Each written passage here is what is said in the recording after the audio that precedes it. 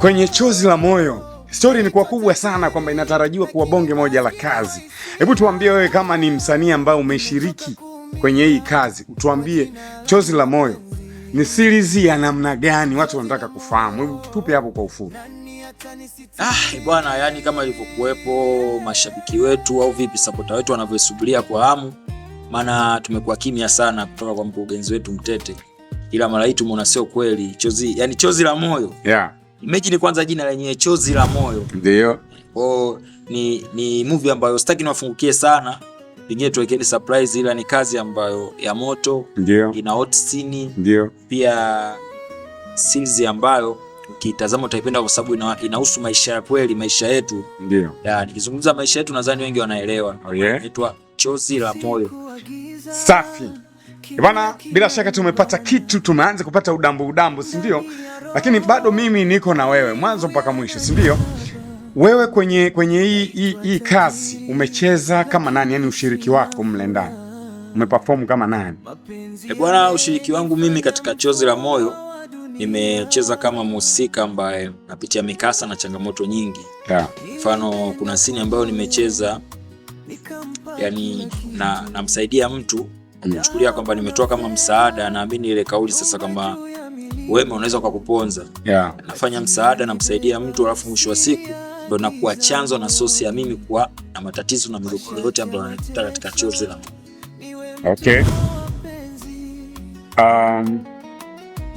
Kitu kingine ambacho ningependa tufahamu zaidi, changamoto ambayo wewe umekutana nayo katika hizo sini ama kwenye hii kazi, sawa? Ugumu ulikuwepo wapi kwenye kufanya hii kazi kwenye hizi sini, sio? Na urahisi ulikuwepo wapi kwenye uhusika wako?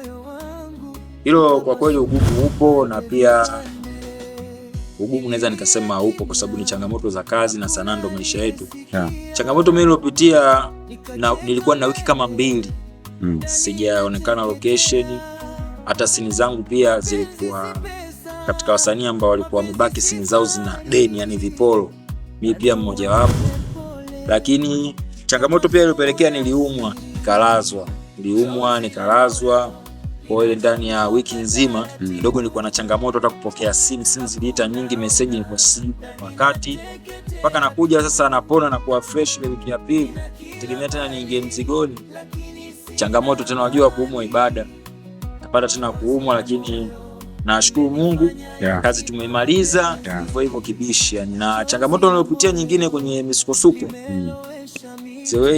Ile scene ambayo unacheza pale na ruka ukuta ni scene ambayo ukiangalia ni scene fupi, unajua, lakini behind the scene ni scene ambayo ilikuwa na changamoto kwa sababu pale kwenye kuruka ukiangalia mimi naenka kwenye mguu. Ndio. Alafu nilivyotegemea mara ya kwanza na ruka nitoa upande wa pili, kama nimeshtua kama enka hiyo. Kwa hiyo ikawa na changamoto, lakini nashukuru Mungu kiume nilikaza maliza hivyo.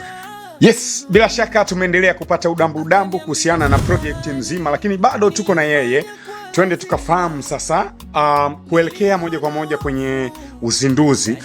Unadhani washabiki wategemeni kitu cha utofauti ama utofauti wa namna gani ukilinganisha na uzinduzi ambao nyinyi pengine mlifanya huko nyuma, si ndio? Kama msanii unawaambia nini mashabiki, wategemee kitu gani cha utofauti kulingana na maandalizi ambayo mmeyafanya? Mimi kwa mashabiki naweza nikasema Chozi la Moyo ni tofauti kwa Kibaa. Yeah. Tuzungumzia kwa maisha ya wenzetu ng'ambo, Dar es Salaam, mikoani kote. Yes. Kwa Kibaa hii ni ya tofauti. Hii ni kubwa zaidi na ni ya moto kwa sababu pia hata mtu alofanya ni mtu ambaye namwamini mikono salama, Abdul Milanzi. Yeah. Yani kaifanya kwa quality jinsi ulivyo. Yes. Binafsi nimefanya kazi, naamini kwamba nafanya kazi na watu ambao sahihi na salama. Ni Mwenyezi Mungu tu mwenye kufungua. Yes, sinema fulani hivi ambayo inaenda kutupelekea utofauti mkubwa, si ndio? Au ndo Milanzi Films, si ndio? Ogopa sana, yani kwamba ni maandalizi ambayo yanafanyika kabla, kwa sababu hata wanajeshi kabla kwenda vitani lazima kidogo. Oh yeah. Kwa hiyo ni maandalizi makubwa ambayo tumeandaa, vivyo kutokuwa na burudani za kutosha. Kwa hiyo yani tarehe 26 mwezi wa 6 Kibaa yote itakuwa pale. Yeah. Ndege. Kwa hiyo burudani ni nyingi sana, na nyingine natamani nizizungumze kwamba atakuwepo msanii fulani, itakuwepo hichi, lakini itakuwa kidogo nimetoa za siri ya kambi, ila yote kwa yote wewe fanya tu usikose yani.